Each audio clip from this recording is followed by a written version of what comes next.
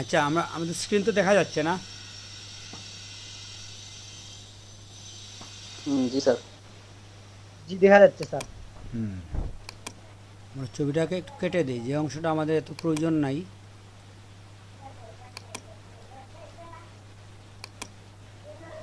কাটার সময় আপনি এটা খেয়াল রাখবেন, যদি আপনি ছবিটাকে অরিজিনালি ছোটো করতে চান তাহলে এটা সিলেক্ট থাকতে হবে। এটা যদি উঠিয়ে রাখেন তাহলে ছবি কিন্তু কাটবে না, এটা তো জানেন। জি স্যার, এর আগে দেখাইছিলেন। আমরা গ্রেডিয়েন্টের রিপিটে যাব না, আমাদের গ্রেডিয়েন্টের পরে এখানে যে দুইটা টুলস আছে, এটার মধ্যে তিনটা আছে, এটার মধ্যে আরও তিনটা আছে, এগুলো আপনারা নিজে দেখে নেবেন। এগুলোর ওই রকম প্রয়োগ নাই, এক। আর সেকেন্ড হচ্ছে এটা সহজ, আপনাকে কেউ দেখিয়ে দিতে হবে এরকম কিছু নাই এটার মধ্যে, ঠিক আছে? জি স্যার। তো এই জন্য আমরা কিছু কাজ আপনাদের জন্য রেখে দিলাম, কি আপনারা নিজেই এটা বুঝেন, চিন্তা করেন এটা কেন ব্যবহার হয়, কোথায় ব্যবহার হয়। আমরা টেক্সটে চলে যাচ্ছি। টেক্সটের মধ্যে যদি আপনি ক্লিক করেন, আপনার ওই মেনুটা দেখবেন পরিবর্তন হয়ে যাবে, এটা চেঞ্জ হয়ে গেছে, ঠিক না? জি স্যার। তো এখানে যে অপশনগুলো আছে, এটা আসলে অপশন বার বলতে হবে, এটাকে মেনু বলা যায় না, এটা হচ্ছে অপশন। মেনু হচ্ছে এগুলা। তো এখানে প্রথমেই যেটা আছে এটা হচ্ছে ফন্ট চেঞ্জ করা। আপনি কি ফন্টে কাজ করবেন, আপনি যখন এটা লিখবেন, লেখাটা আপনার কোন ফন্টে হবে, তো এটা আমরা বুঝি, এগুলো নিয়ে আসলে আমাদের কথা না বললেও চলে। তো এটা হচ্ছে বোল্ড ইটালিক আন্ডারলাইন, এটা ফন্টের উপরে ডিপেন্ড করে। কিছু কিছু ফন্ট আছে এটার মধ্যে একটা থাকবে, কিছু ফন্টে যান আপনি এখানে দেখবেন 7টা 8টা পেয়ে গেছেন ধরুন। তো যাই হোক, এখানে হচ্ছে লেখার সাইজটা কী নেবেন আপনি। তো এখানে যদি 72 পর্যন্ত আছে, আপনি এটা আসলে লিখে দেবেন যে আপনার কত চাচ্ছেন আপনি। আর স্মুথটা কি, স্মুথটা আমরা প্র্যাকটিক্যাল দেখতে হবে। ধরেন আমি একটা 50 এখানে কিছু লিখলাম, যখন আপনি ক্লিক করবেন এটা তো সিলেক্ট আছে, যদি কোনো অপশন সিলেক্ট থাকে আপনি যা লিখবেন তাই আসবে।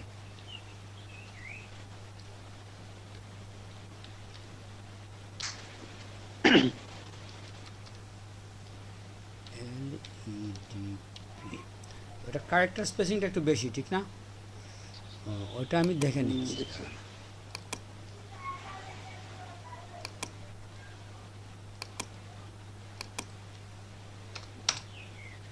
এটা আমরা পরে দেখবো কীভাবে ঠিক করছি। এই হচ্ছে আমাদের লেখা, ঠিক আছে?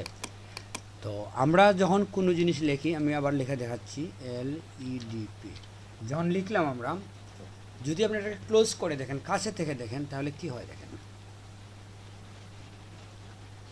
আপনি অ্যাপ্লাইয়ে দেন, দেখেন কীরকম। আমরা আসলে রাউন্ড কম পাইছি, হ্যাঁ, তারপরে দেখা যাচ্ছে। আমরা এরকম করতে জি পারি, স্যার। পিকচারের উপরে না লিখে আমরা একটা পেজে চলে যাই। আপনার আচ্ছা, একটা জিনিস বুঝেন আপনি, নিউ লেয়ার নিয়ে করা যায় না? নিউ লেয়ারে করা যায়, আমরা চাচ্ছি ছবিটার মধ্যে কাজ করব আলাদা করে। আবার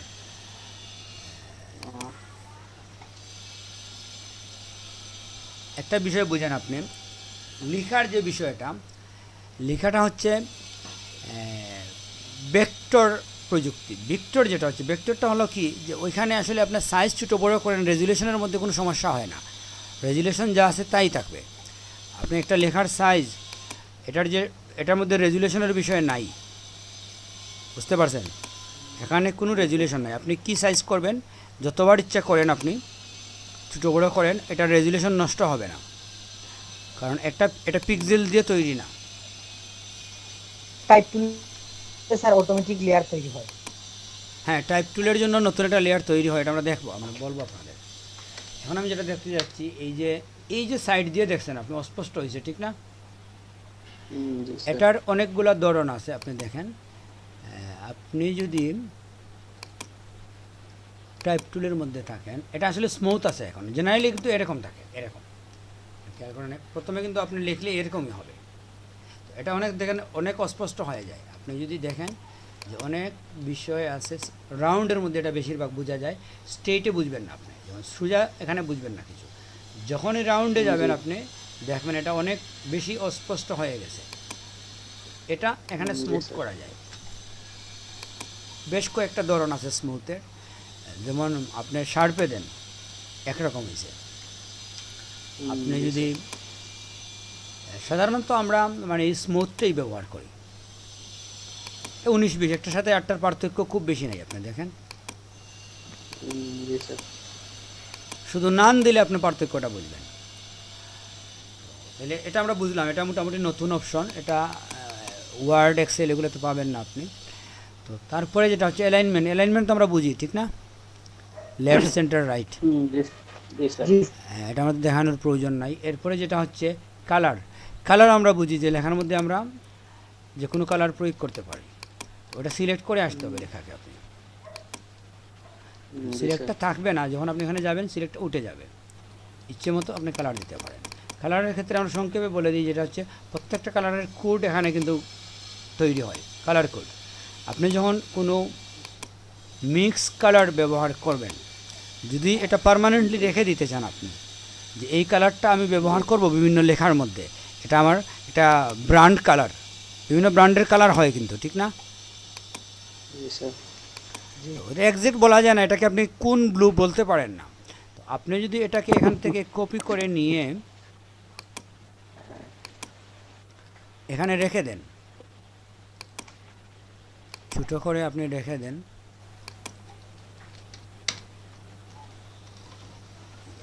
নতুন টেক্সট নিতে হবে।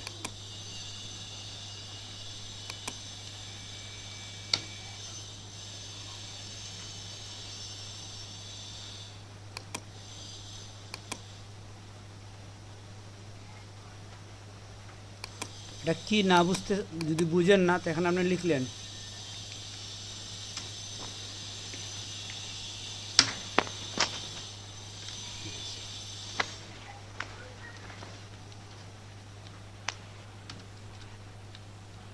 এটা এরকম লিখতে হয়, বুঝছেন? যখন আপনি অনেক প্রজেক্টে কাজ করবেন আপনাকে কালার কোডগুলো বলে দিতে হবে। এরকম আপনি রেখে দিলেন। এই হচ্ছে আপনার কালার কোড। ধরেন টাইটেল কালার কোড, আপনি ধরেন হেডলাইন কালার কোড, ধরেন আপনি এরকম বললেন আপনি যে এটার কালার কোড হচ্ছে এই, এটার কালার কোড হচ্ছে এই। তখন হয় কি, যে ধরেন আপনি নতুন কিছু লিখলেন, যখনই আপনি টেক্সটে ক্লিক করবেন আপনার লেয়ারের মধ্যে, লেয়ার কোথায়,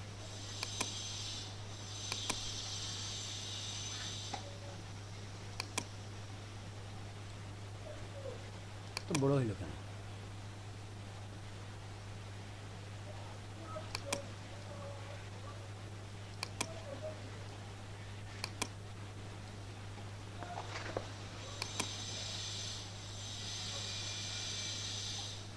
ধরেন আপনি এখন আবার কোনো জিনিস লিখতেছেন, এখানে একটা জিনিস লিখলেন, আপনি যখন ক্লিক করবেন আলাদা একটা লেয়ার হয়ে যায় কিন্তু, দেখছেন?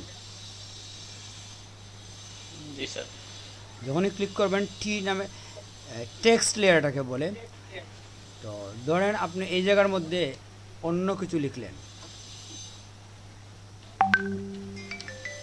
যখনই আপনি চাইবেন এই লেখাকে আপনার ওই কালার কোডটা অ্যাপ্লাই করতে, অনেক হয়তো বুঝেন, আমি তারপরে দেখাইলাম, এটা আসলে একটা বেসিক বিষয়। ওইটার কালার কী দিবেন আপনি? আপনি যদি এই কোডটা কপি করে নিয়ে যান, করে এখানে আসেন, এখানে আপনি পেস্ট করে দেন, চেঞ্জ হয়েছে তো? ওই কালারটা 100% আপনি পেয়ে গেলেন, সন্দেহ নাই যে এটা এক্সাক্ট হইল কি না, এইটা ওইটা এইসব আবিজাবির মধ্যে গেলেন না আপনি। এটা হচ্ছে প্রফেশনালিজম। আপনি যখন কাজ করবেন আপনার কালার কোড ডিক্লিয়ার করতে হবে। সব কাজের জন্য না, কাজের ধরনের উপরে নির্ভর করে। সেন্সিটিভ কাজ যেগুলা, একটা ব্র্যান্ডের যখন কাজ করবেন, সে যে কালার ব্যবহার করবে আজীবন তো একই কালার ব্যবহার করবে ওর টাইটেলে, তো ওকে আপনার কালার কোড জানিয়ে দিতে হবে। সে যে মুখস্থ করেও নিতে পারে, বুঝছেন? 0070A9 এই হচ্ছে ওর কালার কোড। ওইটা যখনই সে অ্যাপ্লাই করবে, অনলাইনে গিয়ে যদি এটা লিখে সাথে সাথে এটা মানে কী কালার দেখিয়ে দিবে ওকে, বুঝতে পারছেন? সে মুখে একজনকে বলে দিতে পারলো যে আমার জন্য একটা ব্যানার তৈরি করেন, আমার টাইটেল হবে এই কোড কালার আর নিচের অংশ হবে এই কোড কালারে। তো এটা মুখ দিয়ে বলে দিলেও সে ওই যে কাজ করবে সে বুঝে নেবে কালার কী হবে, আসলে ঠিক কালার দিল কি না, এটা নিয়ে আপনার সন্দেহ থাকতে হবে না, বুঝতে পারছেন? নীল বলে আসলে কিছু নাই কম্পিউটারে, নীল হলুদ সবুজ এগুলো কিছু নাই। কী জন্য নাই? হলুদের মধ্যে 1000 প্যাটার্ন আছে, তো এখানে আচ্ছা। কোন হলুদ আপনি বলবেন, ঠিক না? তো যে জন্য স্যার। আপনাকে এই কোডটাই কল করতে হবে। এগুলা তো যারা ওয়েব ডিজাইনে কাজ করে এটা বাধ্যতামূলক, এগুলো জানতে হয় ওদের। আর ওরা কোড নিয়েই লিখে, ওদের কোড অনুযায়ী ওয়েবসাইটের কালার পরিবর্তন হয়। আপনাদের একটা টার্গেট থাকা উচিত। কি হচ্ছে জানেন, টার্গেট হচ্ছে এরকম যে আপনি যদি কম্পিউটারে প্রফেশনাল হতে চান, আপনার জি স্যার। একটা দূরের টার্গেট থাকতে হবে। ধরেন আমি গ্রাফিক্স ডিজাইন করব, গ্রাফিক্স ডিজাইন শেখার পরে ওইটার সাথে রিলেটেড হচ্ছে যেমন ধরেন web design, web develop.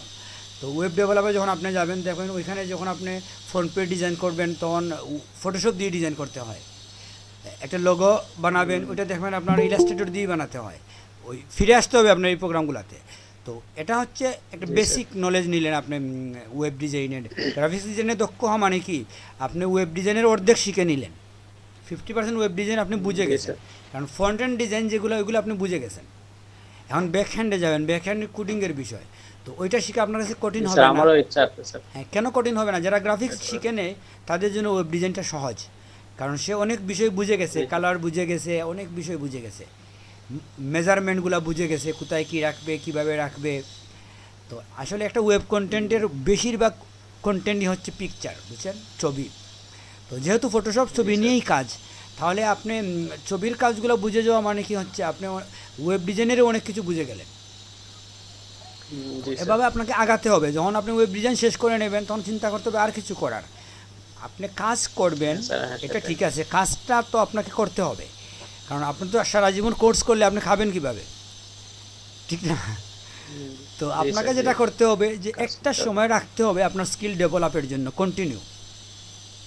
Skill sir. Develop আপনি স্টপ করতে পারেন না, করলেই সমস্যা হয়ে যাবে। কারণ ওইটা পরিবর্তনশীল, বুঝছেন, এতই পরিবর্তনশীল আমাদের এই কম্পিউটারের প্রোগ্রামগুলো, আপনি চিন্তা করতে পারবেন না। যেখানে আমি বললাম না আমি সাদা কালা মুডে কাজ করছি, এখন আমি যে সফটওয়্যারের ট্রেনিং নিচ্ছি, এখন এই পাওয়ার বিআই একটা সফটওয়্যার, এটা হচ্ছে মাইক্রোসফটের এক্সেলের মানে আর্টিফিশিয়াল ইন্টেলিজেন্স সফটওয়্যার। বিআই মানে হচ্ছে বিজনেস ইন্টেলিজেন্স। তো বিজনেস ইন্টেলিজেন্স যে সফটওয়্যারগুলো আছে, এখন এখন যুগ হচ্ছে কি এআই এবং বিআই। এআই বিআই মানে বুঝেন? জি স্যার, না স্যার। জি না। জি না। এআই অ্যান্ড artificial intelligence, বিআই। বিআই মানে কি বলেন? এখন business, বলেন বিজনেস ইন্টেলিজেন্স। হ্যাঁ, বিজনেস business intelligence, okay. হ্যাঁ, বিজনেস ইন্টেলিজেন্সটা কি দেখেন, আপনারা তো অনেকেই এক্সেলের কাজ জানেন, জানেন না? জি স্যার। হ্যাঁ, এখন দেখেন এক্সেলে আমরা কি করি।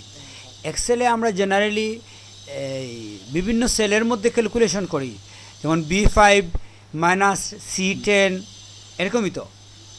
কিংবা জি, জি। কিছু আছে ইকুয়াল সাম, এত থেকে এত, কিংবা ইফ মিনিমাম রেজাল্ট যদি 30-এর নিচে হয় তাহলে সে ফেল, এরকম লিখি তো আমরা, ঠিক না? সবটা জি, তো স্যার। আপনারা জানেন না, কিন্তু এক্সেলের কাজ হচ্ছে আপনি কোডিং লিখবেন, বিভিন্ন জিনিস লিখে আপনি কোড করবেন। এখন ওইখানে যদি আপনি একটা কমা ভুল হয়ে যায়, আপনার কিন্তু রেজাল্ট আসবে না। আপনাকে খুঁজতে হবে কোথায়, আপনার যদি অ্যাড্রেসে ভুল করেন হবে না। তো এই যে কাজগুলা, এটা হচ্ছে অনেক সময় সাপেক্ষ এবং ভুলের সম্ভাবনা প্রচুর। আপনি ভুল সেলকে ক্যালকুলেশন করে নিতে পারেন, ঠিক না? আপনার C2 ক্যালকুলেশন করার কথা আপনি D2 করে নিছেন, তো আপনি করতেছেন, এটা তো কম্পিউটারে কিছু করার নাই। আপনি অর্ডার যদি ভুল দেন, রেজাল্ট ভুল আসবে। তো এখানে ভুলের সম্ভাবনা থাকে। এবং সেকেন্ড যেটা হচ্ছে সময় সাপেক্ষ। তো মাইক্রোসফটে কী করছে, ওরা পাওয়ার বিআই নামে আরেকটা অ্যাপস তৈরি করছে, যেটা হচ্ছে যে বিজনেস ইন্টেলিজেন্স। ওরা বলে যে ওইখানে আপনার এইসব ক্যালকুলেশন করতে হবে না, আপনি শুধু বলবেন যে আমার এই ক্যালকুলেশন দরকার, পছন্দ করবেন। ওরা বলে পাওয়ার বিআই শুরুতে ওরা কী বলে জানেন, যে আপনার কিবোর্ড থাকলে খুলে ফেলেন, কিবোর্ডের প্রয়োজন নাই, মাউস নিয়ে আসেন ক্লাসে। তো এই যে কিবোর্ডটা খুলে দেয় প্রথমে, ওরা কেন খুলে দেয় দেখেন, ওরা বলে যে ওইখানে আপনার কোনো কোডিং করতে হবে না, কিন্তু সব ক্যালকুলেশনই আপনি করবেন, সব ম্যাথই আপনি করবেন, কিন্তু আপনাকে সিঙ্গল একটা ইনপুট নিতে হবে না। বলেন কেন?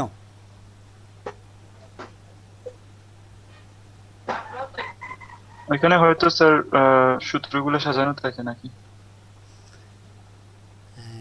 সেটা আসলে ঠিক আছে, তবে এখানে এটা হচ্ছে কি, এটা হচ্ছে যে ইন্টেলিজেন্স সফটওয়্যার। তো মানে এটা হচ্ছে একেবারে লেটেস্ট, মানে বর্তমান যুগের সফটওয়্যারগুলো। এই সফটওয়্যারগুলো হচ্ছে এইভাবে যে ও আপনাকে বুঝে আপনি কি চান, আপনাকে ব্যাখ্যা করতে হয় না, বলতে হয় না ডিটেলসে। তো যেহেতু সে আপনাকে বুঝে, আপনি ক্লিক করেই না বললে বুঝবে কিভাবে? হ্যাঁ ক্লিক করে বুঝিয়ে দিবেন, কিবোর্ড দিয়ে লিখে বোঝাতে হবে না। মানে আপনি 7-এ এবং 10-এ ভাগ করবেন, ওইটা আপনাকে লিখতে হবে না যে আমি ভাগ করার জন্য যে ফর্মুলাটা এটা আপনাকে লিখতে হবে না, আপনি ভাগ করবেন এটা বলে দেন ওকে, সে করবে। তো বলে দিবেন কিভাবে, এটা তো আপনি মাউস দিয়ে ক্লিক করে বলে দিবেন। তো এগুলো আসলে খুবই মানে বেশিরভাগ হচ্ছে এগুলা টাচ। প্রথমে হ্যাঁ এগুলো আসলে টাচ করে করে কাজ করতে হয়। মানে আপনি এক জায়গা থেকে দৌড়ে এনে আরেক জায়গায় রাখবেন, ওই জায়গা থেকে দৌড়ে এনে ওই জায়গায় রাখবেন। তো এটা আমরা মাউস দিয়ে করি কীভাবে, গ্র্যাব, যেটা ওই যে ড্রাগ করে নিয়ে যাই, ড্রাগিং আছে না, যদি আপনার স্ক্রিনটা টাচ থাকে তাহলে মাউসেরও প্রয়োজন নাই, আপনি ধরে ধরে ওইটা থেকে ওইটা এনে ওইটা থেকে ওইটা এনে রাখবেন, ক্যালকুলেশনটা হয়ে যাবে। বুঝছেন? জি স্যার। সব কিছু আপনার ওইখানে আছে। তো এটা খুবই ইন্টারেস্টিং সফটওয়্যার। আমি আসলে স্টার্ট দিছিলাম, প্র্যাকটিসটা দেওয়ার পরে মোটামুটি আমি একটা পর্যায়ে করে ফেলছি, কিন্তু করি নাই, মানে ওই এলডিবিতে ঢোকার জন্য আর করোনার আসার পরে সব কিছু মিলে করোনার শুরু থেকে ওই প্রজেক্টটা হাতে নিয়েছিলাম যে করোনার সময় তো ফ্রি আছি, তাহলে পাওয়ার বিআইটা শেষ করে দেব। কিন্তু আমি ডাউনলোড দিছি পাওয়ার বিআই দিয়ে, দেখেন আপনি কম্পিউটারে আমি পাওয়ার বিআইটা দেখাই, সেট আপে পর্যন্ত যাই নাই, বুঝছেন? ওই সময়টা আর পাই নাই, আমি ট্রেনিং নিছি, ওই সময় সেট আপ করি নাই, শুধু একবার রাফলি দেখছি। কোথায় সফটওয়্যার,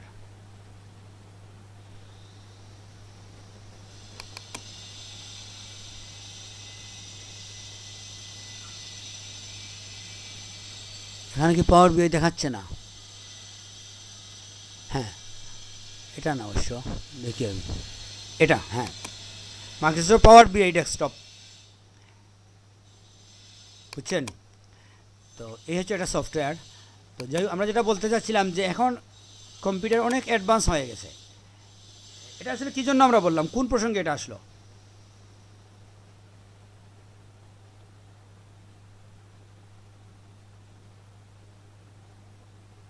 হ্যালো, প্রসঙ্গটা ছিল যে আমাদেরকেও লেগে থাকতে হবে, মানে আমাদেরকেও ওইরকম আগাতে হবে, এটাই আসলে। হ্যাঁ একটা প্ল্যান থাকতে হবে আপনাকে, যে আপনি একটা কোর্স করবেন, করেই আপনি টাকা রুজি করবেন আর কোনো স্কিল ডেভেলপ করবেন না, এরকম চিন্তা করলে হবে না। আপনাকে চিন্তা করতে হবে যে আপনি একটা স্কিল করার পরে ওইটা দিয়ে তো ইনকাম করবেন, ঠিক আছে, পাশাপাশি আপনাকে প্যারালাল দুটো কাজই চালিয়ে যেতে হবে। একটা হচ্ছে আপনার ট্রেনিংটা কন্টিনিউয়াস রাখতে হবে, একটার পরে একটা সফটওয়্যার। যে এই যে বললাম যে আমি পাওয়ার বিআই এখন ট্রেনিং নিচ্ছি, এই যে আমি 20 বছর আগে ট্রেনিং নিয়েছিলাম, এখন আমি ট্রেনিং নিচ্ছি, তার মানে কি যে ওইটা আপডেট হয়ে যাচ্ছে। আপনি একটা ট্রেনিং নিয়ে যদি গড়ে বসে থাকেন, কিছুদিন পরেই দেখবেন ওইসব আর চলে না। এখন এক্সেলের কোনো আপনি পাবেন না, এক্সেলের যদি কোনো গিগ দেন, ওইটা দেন, দেখবেন ওই রকম লোক আসে না। কে আসবে জানেন? আসবে হয়তো ওই যারা, যে কাস্টমারও বিআই বুঝে না, সেও সাবেক, বুঝছেন? মানে আমাদের আছে না, কানার সাথে কানার একটা ফ্রেন্ডশিপ থাকে, ওই রকম হয়ে যাবে আর কি। জি স্যার। তো আমরা আমরা যেটা, আমাদের কানার হাট বাজারে গেলে হবে না, আমাদের যেতে হবে যারা সবাই দেখে। তো যারা দেখে ওইখানে যদি আপনি ঢুকেন, দেখবেন ওরা এআই বিআই নিয়ে কথা বলে, ওদের চাহিদা হচ্ছে ওইটা দিয়ে আপনি কাজ করে দিবেন ওকে। ওরা নির্ভুল কাজ চাচ্ছে, ওরা 15 বছর আগের পদ্ধতির কাজ ওরা চায় না। তো আপনাকে আপডেট করতে, কন্টিনিউয়াস আপনাকে লেগে থাকতে হবে। কম্পিউটারে একবার শুরু করলে মৃত্যুর আগ পর্যন্ত আপনি ওটা আর বন্ধ করা যায় না, বুঝছেন? এটা হচ্ছে এরকম, আজীবন আপনি কোর্স পাবেন এবং মজা পাবেন। আপনি 80 বছর বয়সে বলবেন যে ওই বিষয়টা শিখি কিছুদিন, দেখি কীভাবে। কারণ কম্পিউটার তো এমন একটা প্রযুক্তি, শারীরিক যে কোনো সমস্যা হোক, আপনার হাত নাই, চোখে দেখেন না, কথা বলতে পারেন না, যাই করেন না কেন, কম্পিউটারে আপনি ট্রেনিং নিতে পারেন। কম্পিউটার সবার জন্য আছে, আপনি যেভাবেই ডিজেবল হন না কেন, সমস্যা নাই। তো যাই হোক, আমরা এই টেক্সটের স্মুথনেসের ব্যাপারটা আমরা দেখছি, ঠিক না? এখানে আপনি দেখেন, এটা হচ্ছে আসলে কি, আমরা ট্রান্সফর্মের কাজ দেখছি, ঠিক না? কীভাবে আমরা একটি পিকচারকে ট্রান্সফর্ম করি, এটা আমরা কোথায় দেখছি? এই জায়গায় মনে আছে তো আপনাদের? জি স্যার। হ্যাঁ, তো অনেকটা এরকমই। এখানে যদি আপনি যান, এই জায়গাটার মধ্যে মূলত আপনি লেখা কার্সর রাখেন না, এরকম থাকলেই হবে।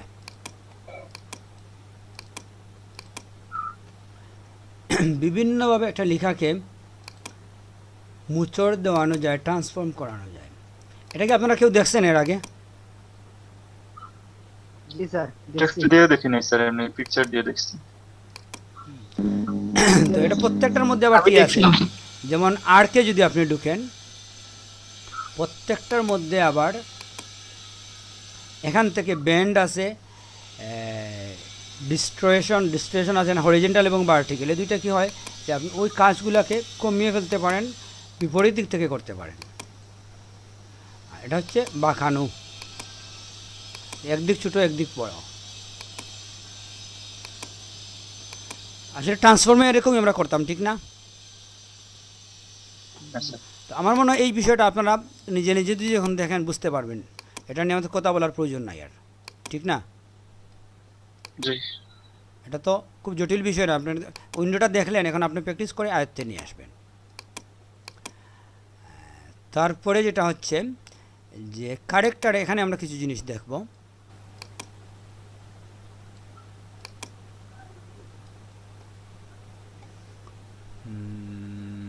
এটা দেখার জন্য আমাদের লেখা থাকতে হবে ছোট। বেস্ট হয় আমরা কোনো লেখা কপি করে নিয়ে আসি।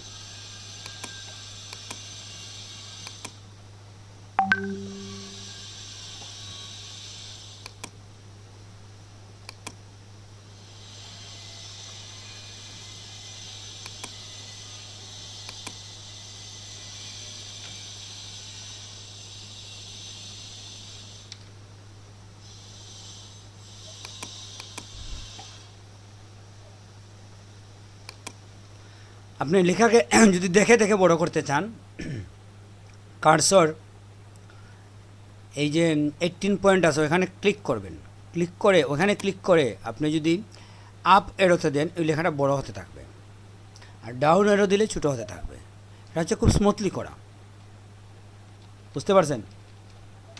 কিবোর্ড ব্যবহার করতে হবে আপনাকে, তখনই আপনি এই জিনিসটা ক্লিয়ার বুঝবেন।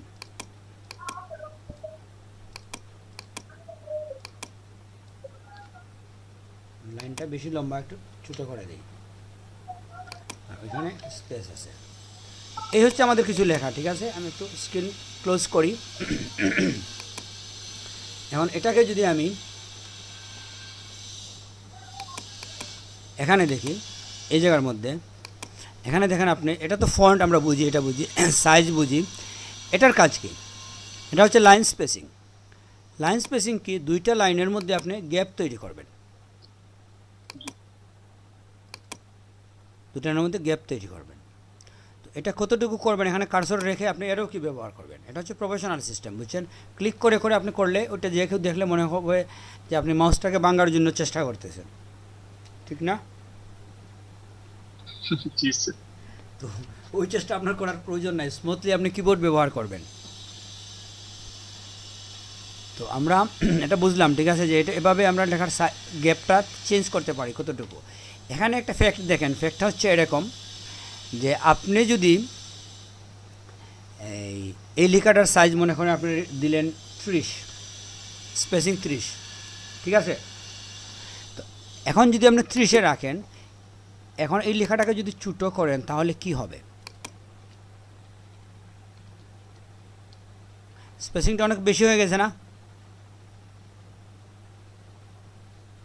লাইন স্পেসিংটা বেশি হয়ে গেছে। হ্যাঁ, আবার যদি আপনি এই লেখাটাকে বড় করেন তাহলে কি হয় দেখেন, একসময় আপনার যেমন লাইন স্পেসিং কম হয়ে গেছে, না? জি স্যার। এটা এই জন্য যে ওরা মূলত কেন্দ্র থেকে আরেকটা কেন্দ্রের মধ্যে 30 পয়েন্ট গ্যাপ রাখছে, এটা ফিক্সড। এই 30 পয়েন্টই গ্যাপ। আপনার অক্ষর যদি বড় হয় তাহলে ওই স্পেসটা ওই অনুপাতে বড় হবে না। অক্ষর যদি ছোটো হয়, স্পেসটা ছোটো হবে না। এই 30 পয়েন্ট ফিক্সড, যে জন্য কি আপনি লেখা ছোটো করেন 30 পয়েন্টই আছে গ্যাপ, মানে দুইটা অক্ষরের মধ্যবর্তী দূরত্বটা 30 পয়েন্টই। অক্ষর কী হবে এটা আলাদা বিষয়। তো যদি আপনি চান যে এইভাবে আপনি করবেন না, সাধারণত আমরা এটা করি না। আমরা করি কখন এটা, যে ধরেন আপনি জানেন আপনার লেখার সাইজ হবে 40, ঠিক আছে? 40 যদি হয় তখন আপনি এটাতে গ্যাপ কি দেবেন আপনি দেখে দিয়ে দিতে পারেন এখান থেকে, যে আমার এই গ্যাপটা আমার অ্যাকসেপ্ট, ঠিক আছে? তো যদি আপনি মনে করেন যে এই লেখার কখনোই আপনি সাইজ পরিবর্তন করবেন না, তাহলে আপনি যে 52 গ্যাপ দিয়েছেন ঠিক আছে, সমস্যা নাই। আর যদি আপনার এরকম মনে হয় যে আমি যে কোনো সময় লেখাকে ছোটো বড়ো করতে পারি প্রয়োজন অনুযায়ী, এটা ফিক্সড সাইজ না, তাহলে আপনাকে এখানে কখনোই ফিক্সড কোনো স্পেসিংও দিতে পারেন না আপনি, বুঝতে পারছেন? তাহলে আপনাকে রাখতে হবে অটোতে। অটোতে রাখলে কি হয়, লেখা ছোটো হলে স্পেস কমে আসবে, লেখা বড় হলে স্পেস বেড়ে যাবে। এখানে 52 কেন, অটো দেওয়ার কথা তো।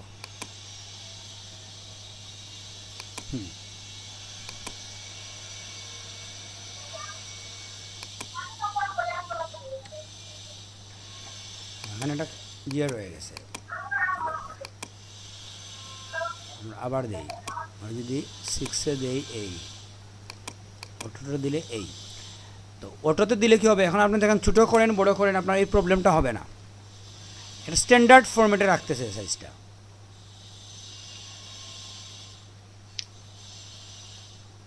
বোঝা যাচ্ছে?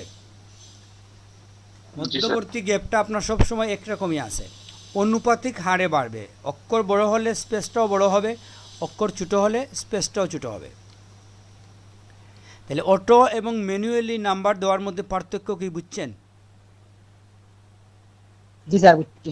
এই অটো এবং ম্যানুয়ালির পার্থক্য অনেকে ফটোশপে 10 বছর কাজ করার পরেও জানে না, বুঝছেন?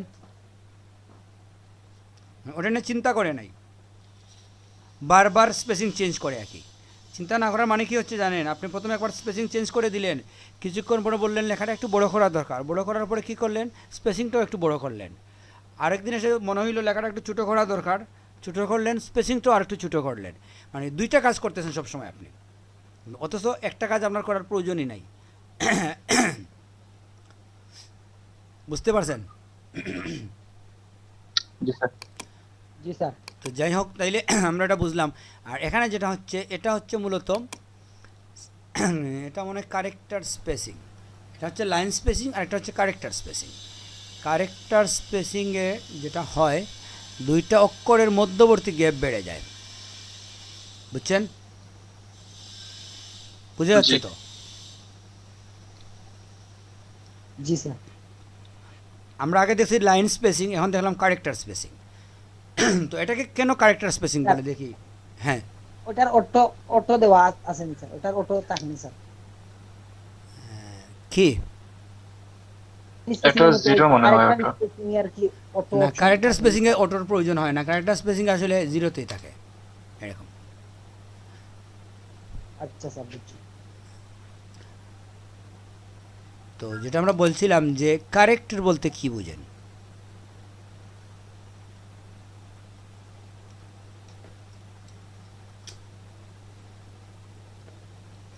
হ্যালো, আপনাদের একজনে বলেন কারেক্টার মানে কি?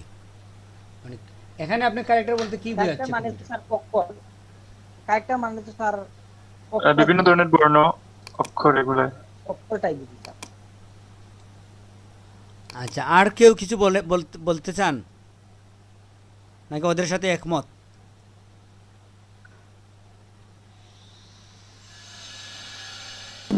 একমত স্যার, লেখার ক্ষেত্রে ক্যারেক্টার মানে ওই যে অক্ষরগুলোই। নাম্বার বাদে স্যার বাকিগুলো ক্যারেক্টার।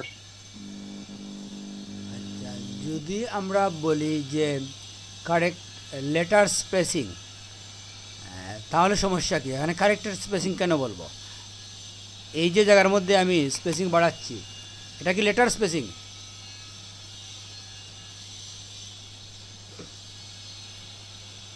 এটা লেটার স্পেসিং। লেটার তো স্যার, লেটার তো লেটার স্পেসিং। আচ্ছা, এটা যদি লেটার স্পেসিং হয়, তাহলে আমরা কি এই 0 এবং 2-র মধ্যে স্পেসিং হয় নাই? হইছে স্যার। ওইটা কি লেটার? হয়েছে স্যার, এটা Yes. নাম্বার।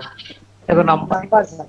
তাহলে নাম্বার আর আমরা- লেটার একসাথে দুইটা বুঝায় এজন্য স্যার ক্যারেক্টার স্পেসিং সম্ভবত। আরও আছে, শুধু নাম্বার না, এখানে যদি আপনি সিম্বল ইউজ করেন, যেমন এটা কি নাম্বার? এটা তো না স্যার, এটা নাম্বার না স্যার, এটা কি বলেন? এটা তো হ্যাশট্যাগ, এটা স্যার সিম্বল। হ্যাঁ, এটা হচ্ছে সিম্বলিক, মানে সিম্বলিক ক্যারেক্টার। তো আপনি এভাবে, আমরা ক্যারেক্টার বলতে আসলে কি বুঝি, ধরেন আপনি যখন একটা পাসওয়ার্ড লিখবেন, ওখানে বলা হয় যে আপনার কয়েক ধরনের ক্যারেক্টার ব্যবহার করতে হবে, অ্যালফাবেটিক ক্যারেক্টার, নিউমেরিক ক্যারেক্টার, তারপরে সিম্বলিক ক্যারেক্টার, এরকম আপনি ক্যারেক্টার ব্যবহার করতে হবে মিক্স করে। তো মূলত ক্যারেক্টার বলতে বোঝায় যে কোনো চিহ্ন, সেটা এ হতে পারে, ওয়ান হতে পারে, হ্যাশ হতে পারে, গাণিতিক অপারেটর হতে পারে, 7 প্লাস, এরকম আছে না, গাণিতিক বিভিন্ন অপারেটর আছে, যেমন মাইনাস, ডিভাইড, স্ল্যাশ, যেগুলা। তো মূলত সবগুলাকে একসাথে বলা হয় ক্যারেক্টার। মানে যেহেতু আমাদের এই স্পেসিংটা শুধুমাত্র অক্ষরের জন্য না, আমরা যে কোনো সিম্বলের উপরে, যে কোনো চিহ্নের উপরে এই স্পেসিং ইউজ করি, এই জন্য এটাকে আপনি ক্যারেক্টার স্পেসিং বলতে পারেন না, এটাকে এই লেটার স্পেসিং বলতে পারেন না, এটাকে আপনার ক্যারেক্টার স্পেসিং বলা হয় ব্যাপক অর্থে, একসাথে সব চিহ্নকে ঢুকিয়ে দেয় এর মধ্যে। বুঝতে পারছেন?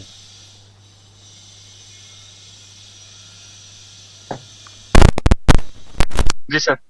জি স্যার।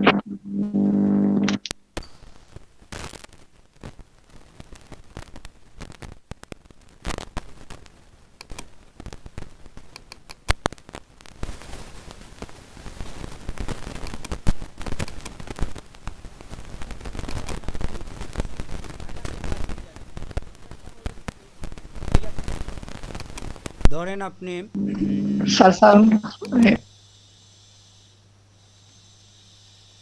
এটা একটু প্রয়োগ দেখাই, এটা তো ব্যবহার আমরা জানি, কিন্তু প্রয়োগটা আলাদা বিষয়, আলাদা করলাম।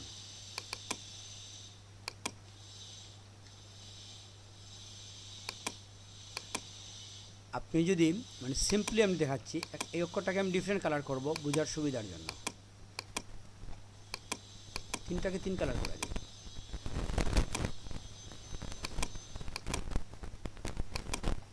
আপনি যদি এই 3টাকে মাইনাসে নিয়ে যান,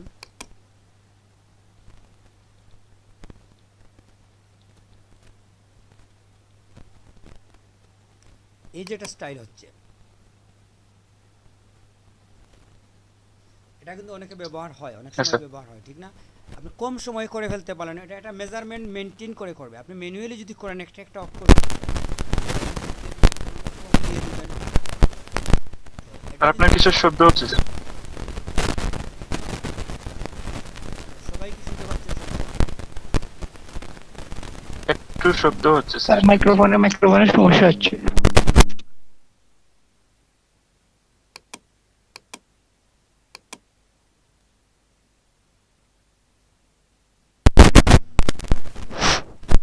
আচ্ছা, এখন কি ক্লিয়ার? হ্যালো? জি স্যার, এখন ক্লিয়ার হয়েছে। আচ্ছা, ঠিক আছে। তো তাইলে আমরা স্টাইলটা বুঝতে পারছি যে এভাবে আমরা অনেক সময় লেখা দেখি আমরা বিভিন্ন জায়গায়, ওইটা আমরা খুব সহজে করে নিতে পারি মাইনাস দিয়ে, ঠিক আছে?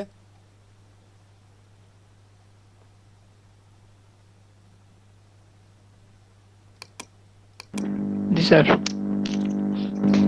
তারপরে যেটা হচ্ছে, এখানে ওই কালারটা আবার দিয়ে দিছে, তো কালার নিয়ে আসলে আমাদের এখান থেকে দিলে কালার কি সুবিধা হয়, সিলেক্টেড প্রয়োজন হয় না, দেখেন শুধু এভাবে রাখলেই হয়, রেখে আপনি এখান থেকে লাইভ কালার চেঞ্জ করে নিতে পারেন, যে কোনো কালার, ঠিক আছে?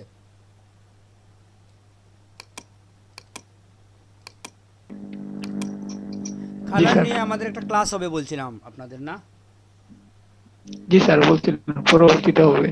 হ্যাঁ, তো ওইটা আমি আসলে স্লাইডটা আংশিক রেডি করে রাখছি, অসুস্থতা সব কিছু মিলিয়ে আসলে যেটা হয় নাই, ওইভাবে সময় দেওয়া হয় নাই। আমি দেখি আমাদের তো সামনে ঈদের একটা ছুটি চলে আসবে মনে হয়, ঠিক না? আমাদের তো ঈদ হচ্ছে 31 কিংবা 1 তারিখ এরকম হবে। জি স্যার, মনে হয় 1 তারিখ। তো ছুটিটা আমরা দেখি ওরা কি বলে, ওদেরটা আমরা দেখি আগে এলইডিবি থেকে কি নির্দেশনা আসে, তারপরে আমরা চিন্তা ভাবনা করব। আমাদেরটাও আমরা দেখব, বুঝছেন? এখানে একটা সুবিধা কি আছে, ওরা কিছুটা স্বাধীনতা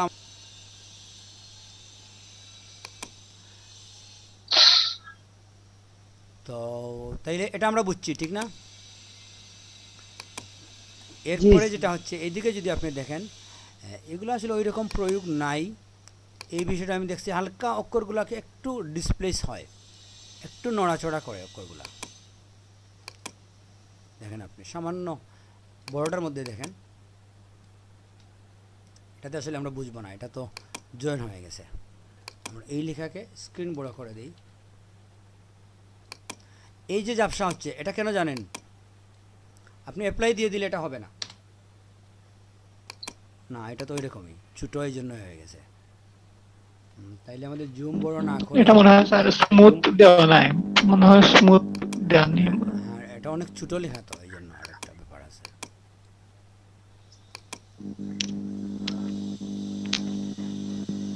স্যার ওই যে নাম দেয়া দেখছেন স্মুথ না। হ্যাঁ এটা নাম দাও, এটা ঠিক আছে, স্মুথে আমরা চলে যেতে হবে।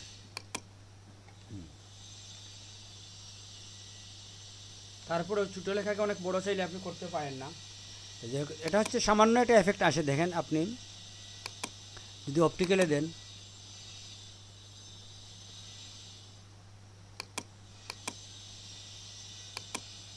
এরকম রাখতে হবে। সিলেক্ট করতে হবে মনে হয়েছে। না সিলেক্ট লাগবে না, এই দেখেন এখন পরিবর্তন হচ্ছে,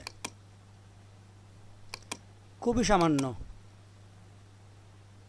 তো এরপরে যেটা হচ্ছে, এটা হচ্ছে হাইট বাড়ানো, লেখা উপর থেকে নিচ দিকে লম্বা করে নেওয়া। এটা লম্বা যখন আপনি করবেন তখন আপনাকে কী করতে হবে, এই স্পেসিংটা তখন ম্যানুয়ালি, আপনি অটোর মধ্যে থাকলে আর হবে না, এটা ম্যানুয়ালি আপনাকে দিতে হবে।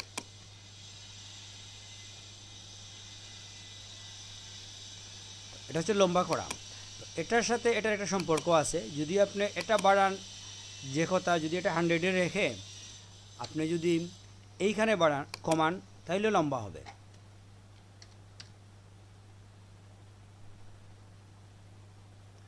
এটা হচ্ছে উপরে নিচে বাড়ানো, এটা হচ্ছে ডানে বামে বাড়ানো। তো ডানে বামে যদি আপনি কমিয়ে দেন তাহলে এটার সাথে অলরেডি রিলেটেড হয়ে যায় একটার সাথে একটা। এটা মনে হয় আপনারা বুঝতে পারছেন। লাইন স্পেসিংটা নিয়ে ভাবতে হয় না এরকম। না ছোটো করলে তখন আপনি অটোতে চলে যাবেন, গিয়ে দেখবেন কি হয়। ডানে বামে কমিয়ে দিলে তাহলে লাইন স্পেসিং।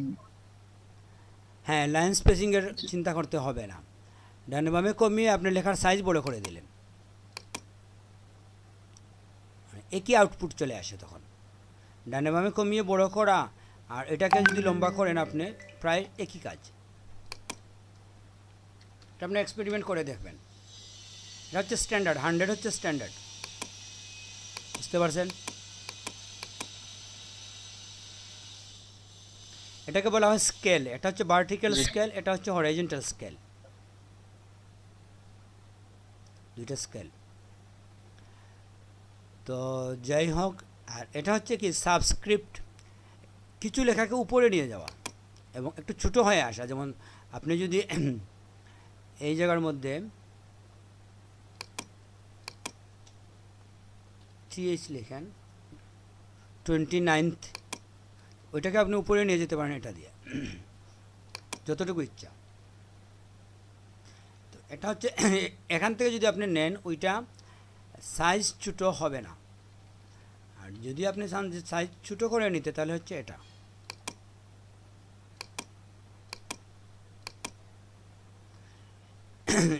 এখানে দেখেন এই জিনিসগুলোর কাজ কি সংক্ষেপে আমরা দেখে নেই। এটা হচ্ছে বোল্ড, ইটালিক, MS ওয়ার্ডের মতো। এটার কাজ কি?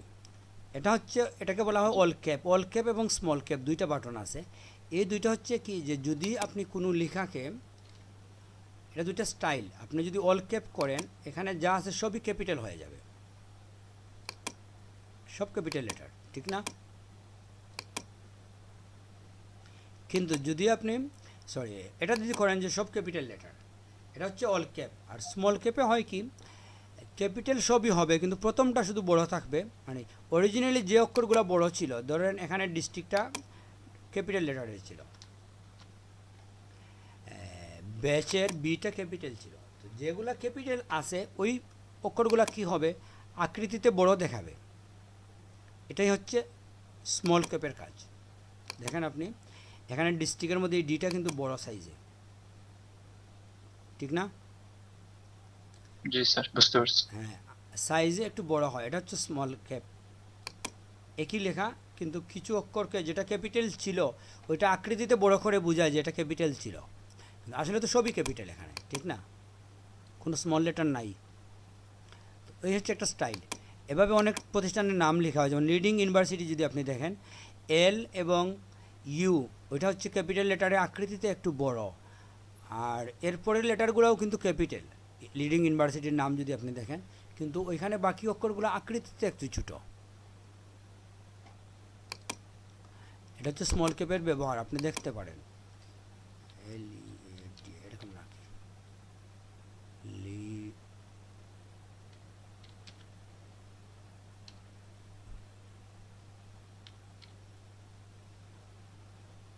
একবার আমরা দেখি ওদের মানে নামটা কীরকম।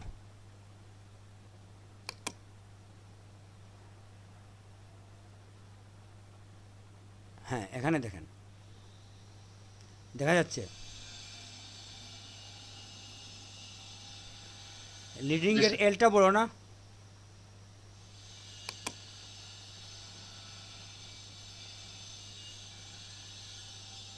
এটা হচ্ছে স্মল ক্যাপের একটা এক্সাম্পল দেখাইলাম ওকে আমরা, এভাবে অনেকে লেখে কিন্তু এটা।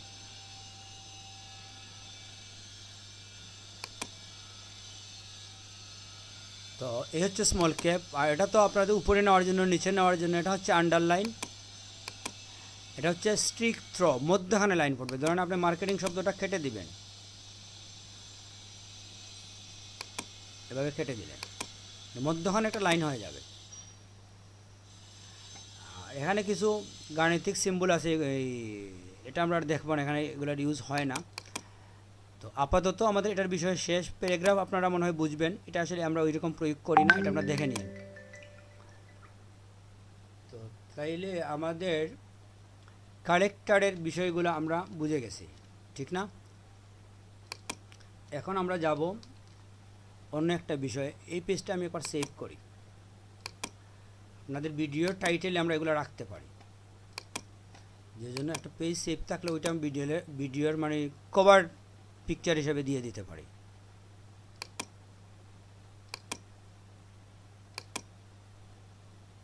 ভিডিওর থাম্বনেইল নিন স্যার।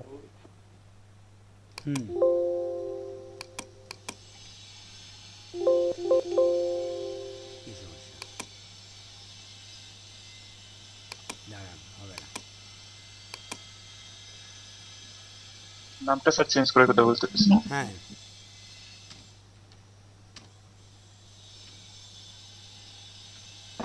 এগুলা থাকলে সুবিধা হয় স্যার, এগুলা দেখার পরে মনে হয় যায় ওই ক্লাসটা এরকম ছিল। হ্যাঁ, আমি চিন্তা করছি একটা পিকচার রেখে দিলে এটা সুবিধা হয়। যাই হোক,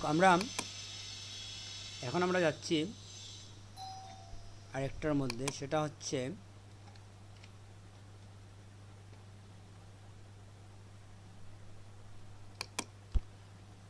টাইপ মাস্ক টুল, বুঝছেন?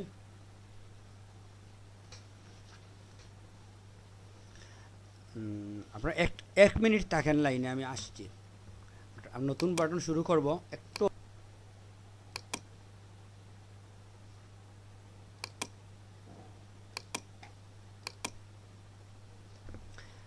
হ্যালো, জি স্যার, আমরা আছি। হ্যাঁ, আমরা যেটা বলছিলাম যে আমাদের টাইপ মাস্ক টুল নামে এখানে একটা টুলস আছে। আমরা যদি টাইপ মাস্ক টুলটা দেখি, এটার মধ্যে আমরা দেখব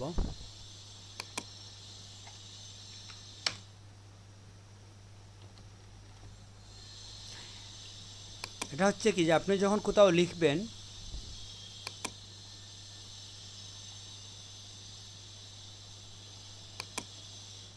আপনার যে কার্সরটা আসছে ওইটা এখানে আপনি যা লিখবেন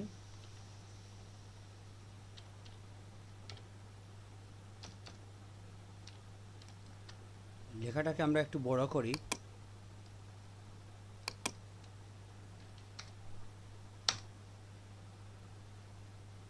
ঠিক আছে, আমাদের বাইরে যায় না, এটা কিন্তু স্থানান্তর করা যায় না এই মুহূর্তে, বুঝছেন? যেখানে লিখবেন ওইখানেই রাখতে হবে। লেখার পরে যখন আপনি অ্যাপ্লাইয়ে দেবেন কিংবা মুভ টুলে দেবেন, দেওয়ার পরে আপনি দেখবেন ওই জায়গাটা কেটে গেছে, ঠিক না?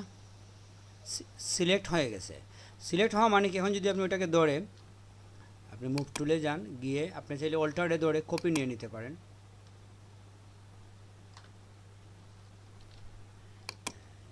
একটা লেখাকে আপনি সরি অল্টারে ধরে নিলে কি হয়, একটা ব্যাপার আছে, অল্টারে ধরে যে অবস্থায় ছিল স্যার ওই অবস্থায় তো আছে। ওই পিছনের জায়গাটা কেটে নিয়ে আসে, এটাই হচ্ছে এখানের কথা। আর যদি কপি পেস্ট করেন আপনি, তখন আলাদা লেয়ার হবে, ওটা মুভ করার জন্য সহজ হবে। ব্যাকগ্রাউন্ড থেকে কেটে নিয়ে আসবেন আপনি, বুঝতে পারছেন? কে বুঝেন নাই বলেন? বুঝতে পারছি স্যার এটা। স্যার আরেকবার দেখান। হ্যাঁ, আরেকবার দেখা যেখানে লিখবো শুধু ওইখানেই থাকবে, ওই কালারটাই আসবে নিচের। হ্যাঁ, ধরেন আপনি একজনের ফেস থেকে নিয়ে আসবেন, এখান থেকে আমরা লিখি, দেখেন ওইখানে আমি হয়তো লিখলাম এই জায়গার মধ্যে আমি লিখলাম সিলেট, ওইটা আপনি ক্লিক করার সময় বুঝতে হবে যে কোথায় আপনি ক্লিক করবেন। আর আমরা সাইজটা ওই অনুযায়ী আমাদের ইয়ের মধ্যে নিয়ে আসলাম, এরিয়ার মধ্যে। যখনই আপনি অ্যাপ্লাই দিবেন ওই পিছনের অংশটা কেটে যাবে। এখন আপনি কপি পেস্ট করেন কিংবা মুভ টুল দিয়ে নিয়ে যান, মুভ টুল দিয়ে নিলে কী হয়, আলাদা লেয়ার তৈরি হবে না। আর যদি আপনি মুভ টুল দিয়ে না নেন, এটাতে যদি নেন, যেখানে ছাড়েন না কেন আপনি যত সময় সিলেক্ট তুলবেন না, এটা ঠিকই আছে। এখানে দেখেন কোনো লেয়ার হয় নাই, যখন আপনি সিলেক্ট তুলে দেবেন ওটা ফিক্সড হয়ে যাবে। এক্ষেত্রে আমরা যেটা করি যে আমরা যদি কাট করে পেস্ট করে দিই, এখন আলাদা একটা লেয়ার হয়ে গেল, ওইটা মুভিং করা আমাদের জন্য সহজ।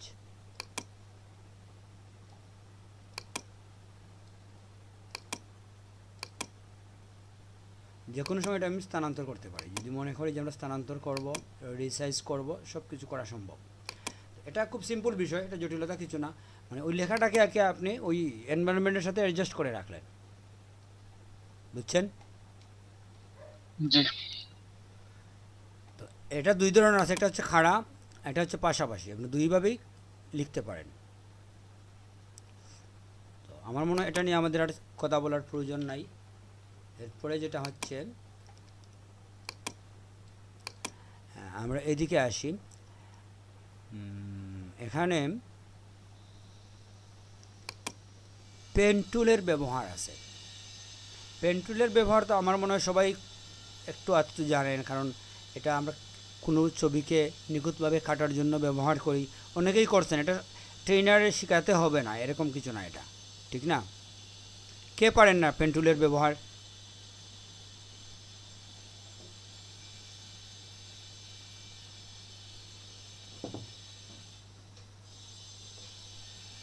হ্যালো,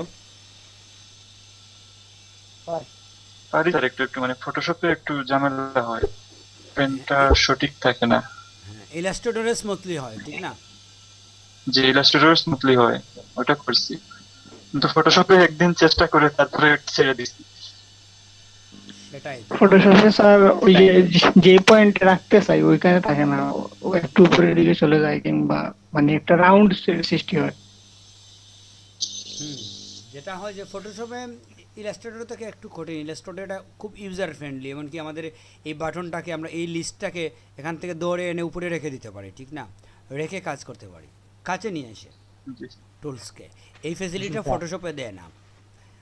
তো পেন টুলের ব্যবহার যদিও আমরা দেখছি কিন্তু যে, পেন টুল কি আমরা ইচ্ছা মতো কন্ট্রোল করতে পারবো না? হ্যাঁ, এটা তো সম্পূর্ণ ইচ্ছে মতোই কন্ট্রোল করা যায়, 100% আপনি ইচ্ছে মতো কন্ট্রোল করতে পারবেন। যেটা হচ্ছে যে আজকে আমরা পেন টুলের ব্যবহার দেখব না। কেন দেখব না? পেন টুলে যদিও আপনি মনে করেন যে খুব ইজি, শুধু পেন টুলের উপরেই আমাদের একটা ক্লাস হয়। এজন্য যে এখানে কিছু কিবোর্ড কমান্ড আছে যেটা আপনার নিয়ন্ত্রণে নিয়ে আসতে হবে। আনলে আপনি দেখবেন যে ইচ্ছে মতো আপনি ড্রয়িং করতে পারেন, এবং ড্রয়িংয়ের কিছু রুলস আছে, এই রুলসগুলো আপনাকে শিখতে হবে, ড্রয়িং কী এটাকে বুঝতে হবে। যে জন্য পেন টুলের উপরে আমাদের কিছু কথাবার্তা আছে, সব কিছু মিলিয়ে আমরা নেক্সট ক্লাসে পেন টুল দেখব, দেখে যদি সময় পাই আমরা অন্য কিছু দেখব। আজকে আমরা নিচের দিকে যাচ্ছি, শেপে। এখানে এটার কাজ কম, আর যেহেতু এটা তো জটিল নাম, শেপ টুল যেটা আছে, ঠিক আছে।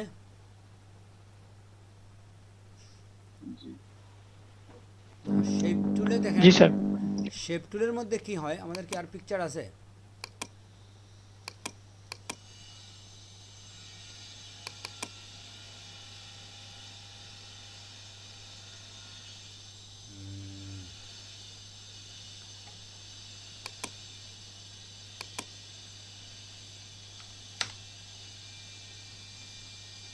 এই ছবিটা কিন্তু অনেক অসাধারণ ছবি, ঠিক না?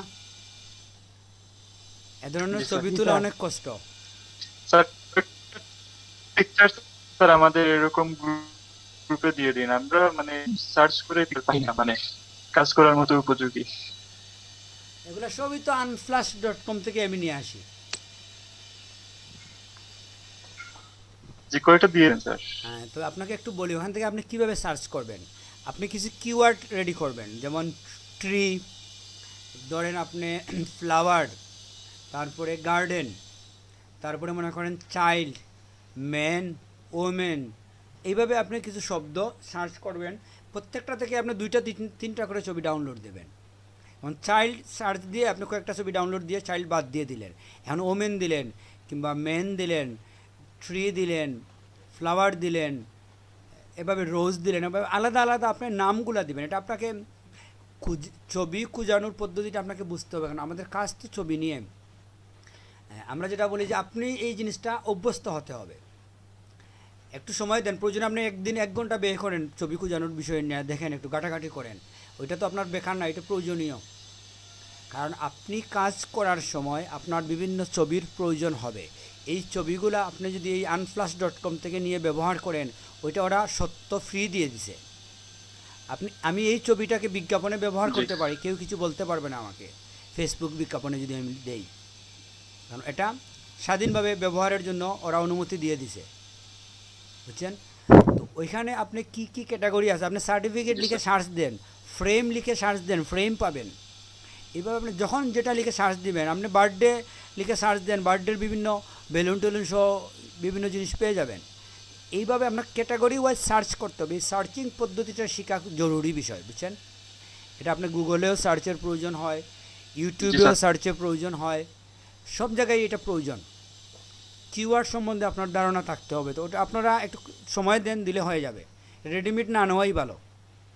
দিতে তো আমার সমস্যা নাই, আমি দিয়ে দিতে পারি, 100 ছবি একসাথে আপনার পাঠিয়ে দিতে পারি। ঠিক আছে স্যার। হ্যাঁ, তো ওইটা আমি চাচ্ছি যে আপনি সেলফ এটা প্রোভাইড করেন। ওইটা সমস্যা স্যার, যে আমাদের সার্চ করে বের করতে অনেক সময় যায়, যদি সার্চ করি বিভিন্ন অনেক রেজাল্ট আসে। আচ্ছা ঠিক আছে, কিন্তু ওইটা থেকে আপনার শিকার আছে অনেক কিছু। আপনি যখন সার্চ দিবেন, জি স্যার ঠিক আছে। কিওয়ার্ডগুলো যখন আপনি জানেনই না ফ্রেম লিখলে ফ্রেম আসবে, এই যে আমি ফ্রেমটা নিয়ে আসছি, আমি তো ফ্রেম লিখেই নিয়ে আসছি ফ্রেম, ঠিক না?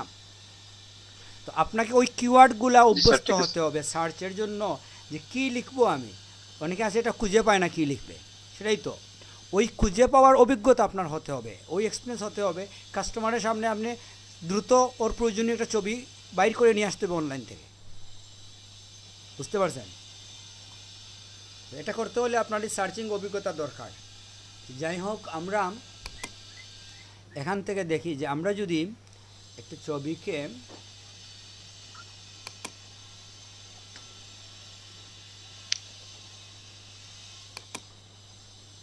শেপের মধ্যে, যেখানে কিছু শেপ আছে, ঠিক না? রেক্টেঙ্গুল আছে, চতুর্ভুজ, এটা 4টা লাইন।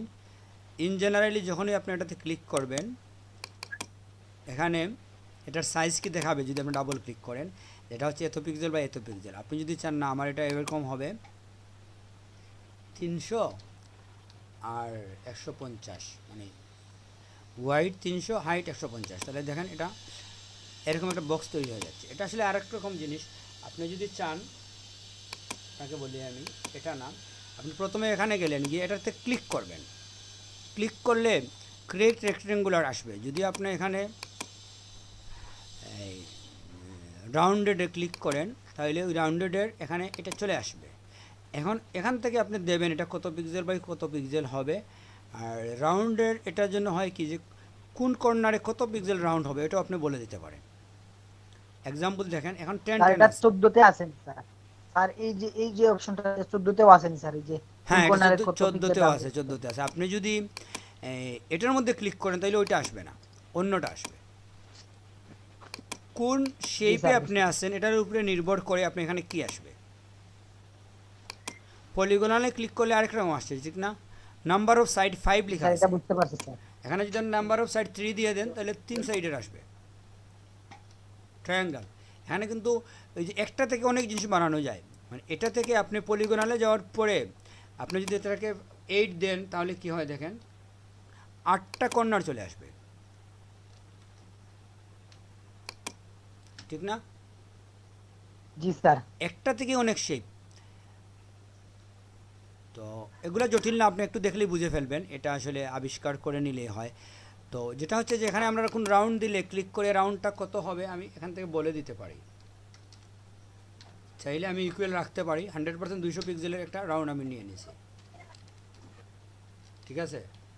এখন যেটা হচ্ছে যে এটার মধ্যে আমাদের কিছু কাজ আছে। এটাতে যখন আমরা যাব, যদি আপনি লাইনের মধ্যে ক্লিক করেন তাহলে এখানের যে অপশনগুলো আসে এটা আমাদের পরিচিত। আর লাইনের বাইরে যদি উপরে ক্লিক করেন, হ্যাঁ তাহলে এটা মোটামুটি এখানে তেমন কোনো কাজ নাই, শুধুমাত্র এই বাউন্ডিং বক্সটা অন অফ করতে পারেন, বুঝছেন? আর এখানে আরও কিছু বিষয় আছে, এটা আমরা দেখব যে গ্রুপ লেয়ার কিংবা অ্যাক্টিভ লেয়ার, এটা এখন এই মুহূর্তে এটা প্রযোজ্য না, যখন হবে আমরা দেখব। তো এই বক্সটা আসার পরে আপনি চাইলে এই বক্সের প্রপার্টিজ আছে, প্রপার্টিজটা এখানে চলে আসছে, আপনি আলাদা করে দেখেন। আপনি যখনই এরকম যেতে যাবেন সিলেক্ট করবেন, একটা প্রপার্টিজ আছে। তো এটা প্রপার্টিজের কাজ কি? প্রপার্টিজে মূলত এটা তো ওয়াইড হাইট আছে, অবস্থান কোথায় রাখছেন আপনি এটা আছে, পেজের কোন জায়গায় XY যেটা, এটা তো আমরা বুঝি। স্থান পরিবর্তন হবে, 500 দিলে এটা একটু সরে যাবে, প্রথম থেকে 500 পিক্সেল দূরত্বে রাখলেন আপনি। এরপরে যেটা হচ্ছে শেপের ভিতরে কি হবে, আপনি চাইলে কালার পরিবর্তন করতে পারেন। এখান থেকে আপনি কালো দিতে পারেন, গ্রে দিতে পারেন, প্যাটার্ন ইউজ করতে পারেন, ঠিক আছে? প্যাটার্নের মধ্যে যে কোনো ছবি নিয়ে আসতে পারেন, এটা তো বুঝেন। তারপরে যেটা হচ্ছে আপনি যদি চান কালারফুল কোনো গ্রেড ইউজ করবেন, এগুলো কালার ইউজ করতে পারেন। এটা আসলে এরকম আসবে না, ওটাই হচ্ছে কালার, ঠিক আছে? আর যেটা হচ্ছে আপনি যদি চান যে না আপনার কোনো কালার রাখবেন না, তাইলে আপনি যেটা করতে পারেন নো কালার। নো কালার দিলে আপনার লাইনটা একটু দিতে হবে, এটা হচ্ছে নো কালার, ফিল কালার থাকবে না। এটা হচ্ছে যে আপনার লাইনের কোনো কালার দিবেন আপনি, এই স্ট্রোক কালার, হ্যাঁ স্ট্রোকের। আর এটা হচ্ছে লাইনের সাইজটাকে ঠিক করবেন।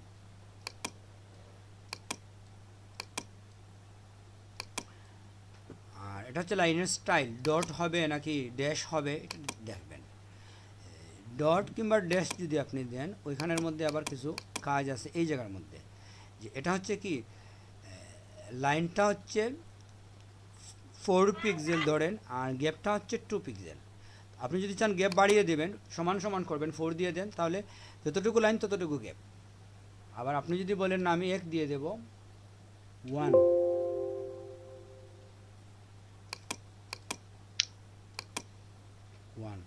গ্যাপ কমে যাচ্ছে। তো এটা কম্বিনেশন আপনার 3টা কম্বিনেশন দিতে পারেন।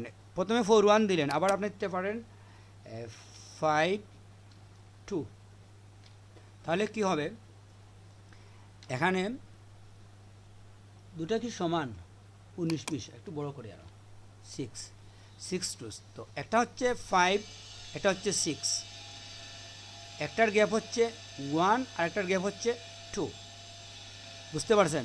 এভাবে আরেকটা আপনি করতে পারেন, এটা দিয়ে দেন আপনি 10 এবং 4, এই যে। তাহলে আপনি এভাবে আপনি একাধিক dash gap dash gap dash gap করতে পারেন, ঠিক আছে? এগুলো অনেক সময় প্রয়োজন হয়, জি স্যার। অনেক সময় প্রয়োজন হয়। তো তারপরে যেটা হচ্ছে এখানে আসলে আর কিছু নাই, মূলত আমরা এটাই দেখবো, এখানে আর সময় নেব না। এগুলো আমরা পারি, পাতের অপারেশন যেটা, এটা হচ্ছে কি যে দুইটা লাইন যদি হয় একসাথে জয়েন করে দেওয়া, এটা আমরা দেখছি এখানেই। এই যে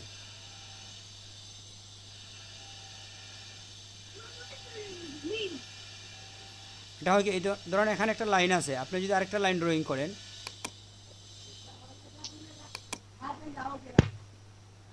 এখন যদি আপনি এটা দেন, ইউনাইট যেটা স্যার স্টুডিওতে দেখছি না। এটা আসলে কমন, এটা ফটোশপ ওইরকম ব্যবহার করি না। এটা কি ব্যাপার দেখাচ্ছে না, আমাদের ফিল থাকতে হবে, ফিল না হলে হবে না এটা।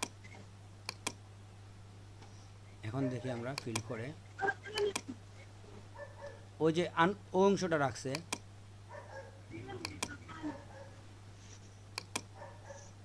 এই যে মিশে গেছে, দুইটার মধ্যে মিশে। এগুলো আসলে ওই রকম প্রয়োগ হয় না, এটা আমরা এখানে নিয়ে চিন্তা করে লাভ নেই। তো আমাদের যেটা হচ্ছে যে আমরা যদি এরপরে দেখি শেপটার মধ্যে আর কি আছে। এই ধরনের রেডিমেড শেপ আপনি তো তৈরি করতে পারেন, অ্যাঙ্গেল কি দিবেন সব কিছু আপনি দেখতে পারেন। এখানে হচ্ছে লাইন, লাইন আপনি ড্রয়িং করতে পারেন, শিফট ধরে আপনি নিতে পারেন সোজা হিসাবে, আর যদি শিফট ছেড়ে দেন তাহলে সোজা থাকবে না, ইচ্ছে মতো আপনি বাগাইতে পারেন। তো লাইন আমরা বুঝি, এটা আসলে ভেরি সিম্পল, এটা নিয়ে আমাদের চিন্তা করার কিছু নাই। এরপরে যেটা হচ্ছে আমরা দেখব কাস্টম শেপ। কাস্টম শেপ দিলে কি হয়, ওই জায়গার মধ্যে একটা শেপের অপশন চলে আসে, দেখেন জেনারেলি এটা থাকে না, এটা নাই। আপনি যখন এখানে কাস্টমে চয়েস করবেন ওইটা শেপ চলে আসবে। এখানে কি হয়, আমি রিসেট দিই প্রথমে, এই শেপগুলো আপনি পাবেন, এটা পাবেন আপনি। এই শেপ দিয়ে আসলে শেপ দিয়ে আমরা কী করি, একটা এক্সাম্পল দেখেন। ধরেন আপনি এই শেপটা নিলেন, নিয়ে এখানে একটা ড্রয়িং দিলেন। এখন আপনি যদি এটাকে ফিল বাদ দিয়ে রাখেন, এই লাইনটাকে, এটাকে যদি আপনি মেক সিলেকশন করেন, মেক সিলেকশন কি, আপনাকে ওইখানে যেতে হবে, রাইট ক্লিক, মেক সিলেকশন, ওকে দেন, এটা সিলেক্ট হয়ে গেছে, ঠিক না? আপনি ওখানে কপি পেস্ট করে দেখেন কি হয়েছে। হ্যাঁ, কপি হয় না এই জন্য যে আপনি ব্যাকগ্রাউন্ড করবেন। তো যদি আপনি ব্যাকগ্রাউন্ড লেয়ার চয়েস না করেন তাহলে করতে পারেন এই শিপটা দিয়ে পিছনে কপি, এক্ষেত্রে এই জায়গার মধ্যে আপনি অল লেয়ার দিতে হবে, দিয়ে দেখেন আপনি কপি পেস্ট করেন কি হয়েছে।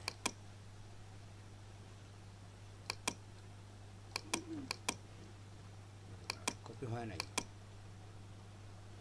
অল লেয়ার দিলে তো হওয়ার কথা। কপি পেস্ট, ওই লাইনটা চলে আসছে, ভিতরে আসে নাই। আচ্ছা আমরা ব্যাকগ্রাউন্ড লেয়ারে থাকলাম, কপি পেস্ট, এখন আসছে।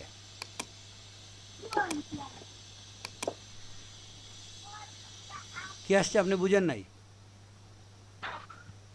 জি স্যার, বুঝা যাচ্ছে।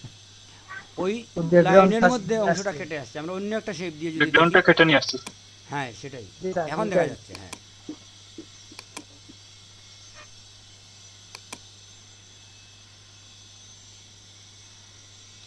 আমরা যদি আরেকটা শেপের মধ্যে যাই, ধরেন ক্লিয়ার একটা শেপের মধ্যে যাই, তখন ক্লিয়ার হবে, এটা দিয়ে দেখেন আপনি ক্লিয়ার হয়ে যাবে।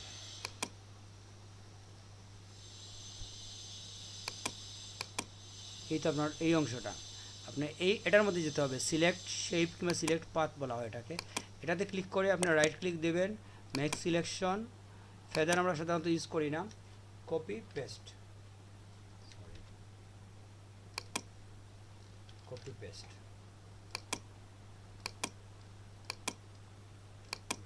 এই যে ওই ফ্রেমটা চলে আসছে আপনার।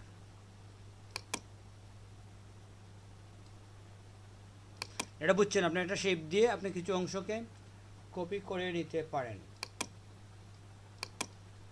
জি স্যার, বুঝতে পারছি। ভেরি সিম্পল, এটা জটিলতা কিছু নাই। এখানে বিষয় যেটা হচ্ছে যে আপনি এই শেপে যখন যাবেন আপনার অনেক শেপের প্রয়োজন হবে, যেটা আসলে ওই লিস্টে আপনি পাবেন না। তখন আপনাকে যেটা করতে হবে, আপনি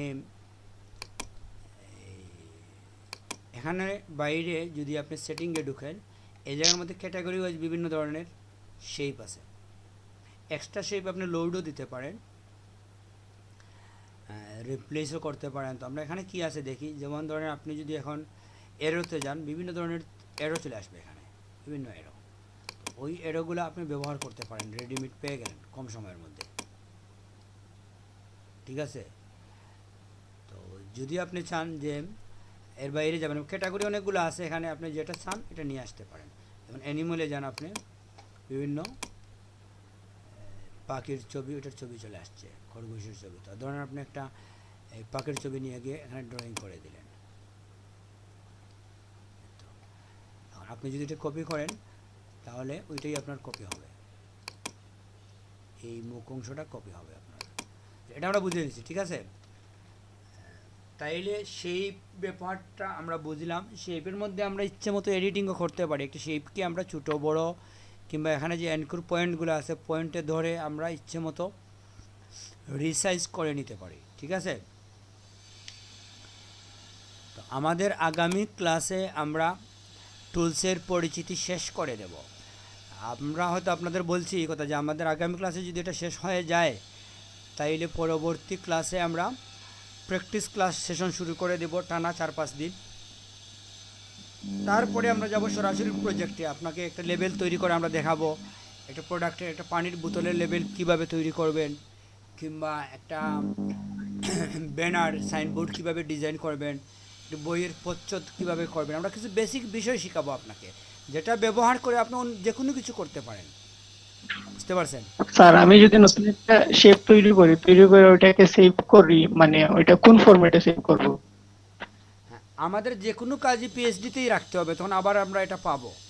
আর যদি আমরা জেপিজি করি এটা তো ফাইনাল, ওটা ঠিক আছে স্যার, ওই যে লোড শেপগুলো লোড দেওয়ার ক্ষেত্রে।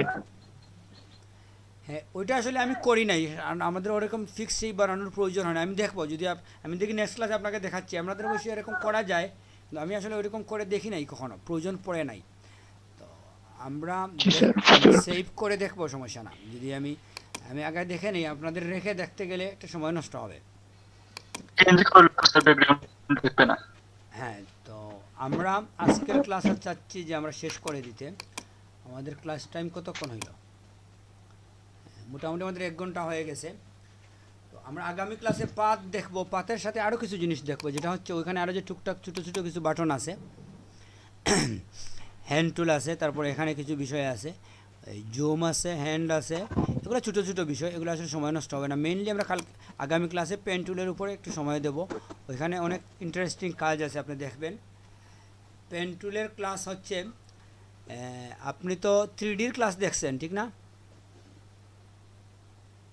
জি দেখছি। দেখার পরে তো আপনার মনে হয়েছে যে ওইটাই সবচেয়ে কম বুঝছেন আপনি ওই ক্লাসটা, ঠিক না? এরকম মনে হয় নাই? জি আপনি যখন পেন টুলের কাজ দেখবেন ওইভাবে আপনার মনে হবে। পেন টুল যদিও আপনার মনে হচ্ছে সহজ, আপনার সবাই জানেন, কিন্তু ওই ক্লাস করার পরে মনে হবে ওই ক্লাসটা আমি খুবই কম বুঝলাম, মানে অনেক জিনিসই বুঝলামই না, মানে কঠিন। আপনাকে বুঝতে হলে অনেক দিন লাগবে। পেন টুলের কিছু কাজ আছে। তো যাই হোক, আসলে 3D আমাদের শিডিউলের মধ্যে নাই। পেন টুলটা আমরা সব শেষে দেখাই, কেন? যেহেতু ওইটা একটু বেশি কাজ, ওইটা শেষের দিকে দেখাই। তো মধ্যখানে আপনাদের আমি একটা এক্সট্রা চ্যালেঞ্জ দিয়েছি 3D দেখিয়ে।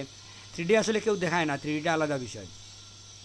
তো যাই হোক, তাইলে আমাদের এতটুকু আজকে থাক। আমরা আগামী ক্লাসে টুলস পরিচিতি আশা করা যায় শেষ করে দিব। পরবর্তীতে আমরা প্র্যাকটিস সেশনে যাব, ঠিক আছে? Okay sir. তাইলে আমি শেয়ার স্টপ করে দিই।